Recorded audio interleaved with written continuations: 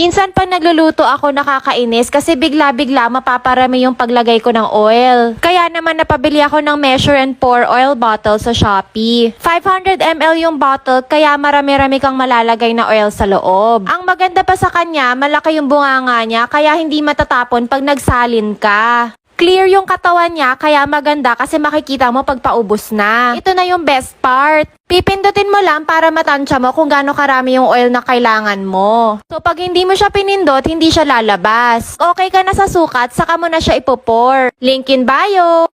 Lagi na lang pag nagpo-post ako ng My Merienda, ang daming nagko-comment kung saan ko daw nabili tong favorite kong glass straw. Syempre, sa Shopee ko lang to nabili, tapos sobrang mura lang nito. Yung isang set niya, 4 pieces na. Meron siya nung mataba, yung pangsago, meron din itong slim, tapos meron din yung naka-curve. May kasama na siyang brush para madali mo rin linisin. Mas gusto ko to kaysa sa stainless para makita mo kung malinis ba yung straw mo or madumi. Sa mga may gusto, Shopee link in bio.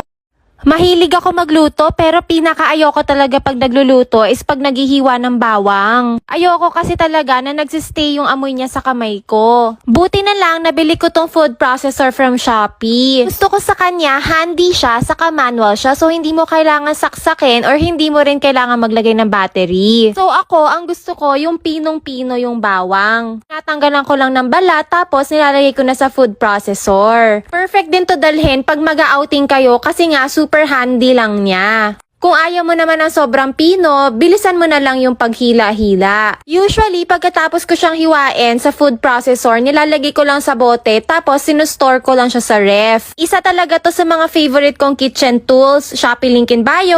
Naiinis ako kasi pag may nagdo-doorbell sa bahay tapos nasa 3rd floor ako sa kwarto ko, hindi ko marinig. Actually, kahit nga sa 2nd floor namin, hindi naririnig yung doorbell. Kaya bumili ako nitong wireless doorbell with 2 speakers sa Shopee. Pwede ka pumili ng sound ng doorbell na gusto mo. Dahil dalawa yung speakers niya, ilalagay ko yung isa sa 2nd floor, then isa naman sa 3rd floor. Para pag may nag-doorbell sa baba, maririnig na namin sa 2nd floor and sa 3rd floor. Sobrang mura lang ng bili ko dito, parang 200 plus lang. Tapos may ibang options din sila, like kung gusto mo isa lang yung speaker, isa lang yung remote, or gusto mo dalawang remote, 3 speakers, ganon. Sa mga may gusto, Shopee link in bio. Super hilig namin magpamassage dito sa bahay. Minsan, si Yaya yung nagmamassage sa amin. Minsan naman, nagbubook kami ng home service na massage.